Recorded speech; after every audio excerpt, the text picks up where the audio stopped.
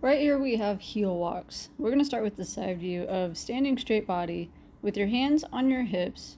You're going to be on your heels, digging your heels into the floor as you lift your toes up. For those of you that haven't done this or don't really do this, when you're done doing like a 25-foot walk and turn around, come back, your shins are going to start hurting a little bit. But that's okay. That means you're building your shin muscle. Then you have let your hips shift because you are trying to keep your knees locked out, walking on your heels. Allow your arms to swing freely to help with the shift if you need to. And then you have the front view.